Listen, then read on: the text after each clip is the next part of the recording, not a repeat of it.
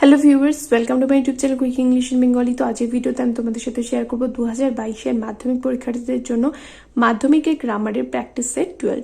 গ্রামারের বেসিক্যালি কোনো সাজেশন হয় না, তাই আমি তোমাদের সাথে 12টা প্র্যাকটিস সেট আজকে এই ভিডিওতে 12 নম্বর প্র্যাকটিস সেট শেয়ার করছি। এবং আমি তোমাদের যেরকম বলেছি যে 20টা প্র্যাকটিস সেট আমি তোমাদের সাথে শেয়ার করব, সেরকমই কিন্তু আমি পরপর প্রত্যেক দিন একটা করে গ্রামারের প্র্যাকটিস ভিডিও দিয়ে তোমাদের 20টা প্র্যাকটিস সেট দিয়ে দেবো, যাতে তোমাদের পরীক্ষায় বুঝতে সুবিধা হয় যে কি ধরনের গ্রামার তোমাদের আসতে পারে। তো গ্রামারের যেহেতু কোনো বেসিক্যালি সাজেশন হয় না সেরকমভাবে যে এইটাই পরীক্ষায় আসতে পারে, তোমাদের কি করতে হবে, ভালো করে প্র্যাকটিস করতে হবে। তার জন্য 20টা সেট আমি কিন্তু এখানে প্র্যাকটিস করাচ্ছি তোমাদের। তো এর আগের ভিডিওগুলো যদি 11টা সেট যদি তোমরা না দেখে থাকো, দেন অবশ্যই করে কিন্তু এই ভিডিও ডেসক্রিপশন বক্স চেক করে নিও, আমি এখানে প্লে লিস্টের লিঙ্ক দিয়ে দেবো। আর সাথে ক্লাস 10-এর সমস্ত টেক্সট, যেটা রিডিউস সিলেবাস তোমাদের এবারে রয়েছে, রিডিউস সিলেবাসের সমস্ত টেক্সট, সাথে আনসিন, বিভিন্ন seen, passage, test paper solve সমস্ত কিন্তু আমার চ্যানেলে রয়েছে। রাইটিং রয়েছে, গ্রামার রয়েছে, সেগুলো তোমরা চাইলে চেক করে নিতে পারো। এই ভিডিও ডেসক্রিপশন বক্সে আমি সমস্ত ভিডিওগুলোর প্লেলিস্টের লিঙ্ক দিয়ে দেবো। তো এখানে চারিদাকে বলেছে, দেখো, use appropriate forms of verbs given in the brackets, অর্থাৎ ব্র্যাকেটে যে ভার্বের ফর্মগুলো দেওয়া রয়েছে তার মধ্যে যেটা সঠিক হবে সেটা শূন্যস্থানে বসাতে বলেছে।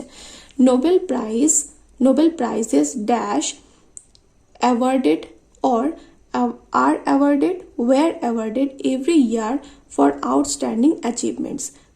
Winners dash gold medal, a certificate and a large sum of money. The Nobel Prize dash the world's important prize. তাহলে Nobel prices dash every year for outstanding achievements, তাহলে নোবেল প্রাইজেস আর অ্যাওয়ার্ডেড মানে Nobel পুরস্কার দেওয়া হয় every year, প্রত্যেক বছর এই ঘটনাটা হয়। তার জন্য এটা সিম্পল প্রেজেন্টেন্স ব্যবহার করলাম। সিম্পল প্রেজেন্টেন্সের প্যাসিভ ভয়েস কারোর দ্বারা দেওয়া হয়, তাহলে Nobel prizes are awarded every year for outstanding achievements.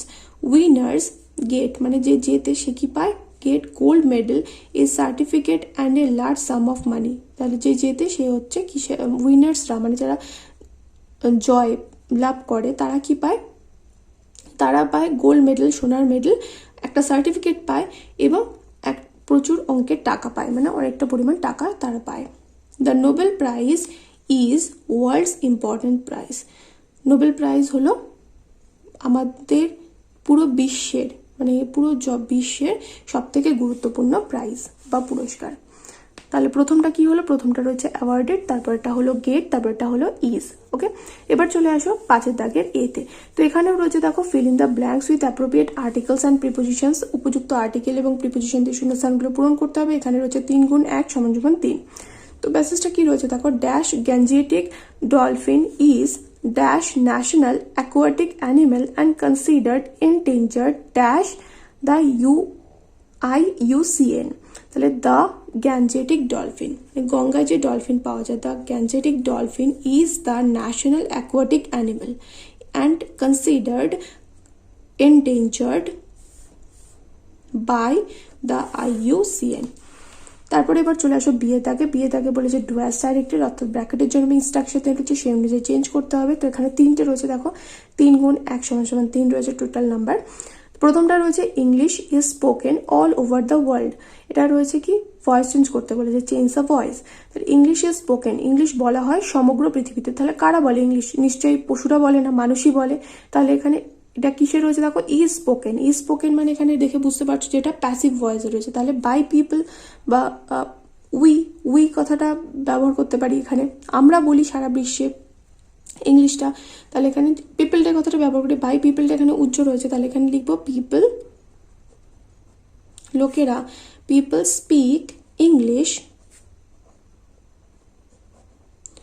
All over the world.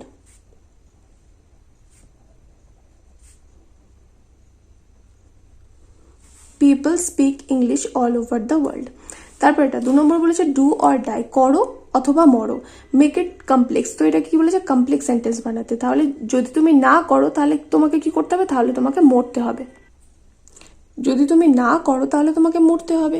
তাহলে এখানে ইফ দিয়ে করব, তাহলে if you do not do, if you do not do, যদি তুমি না করো, কমা, ইউ উইল ডাই। তুমি তাহলে কি হবে, তুমি মারা যাবে।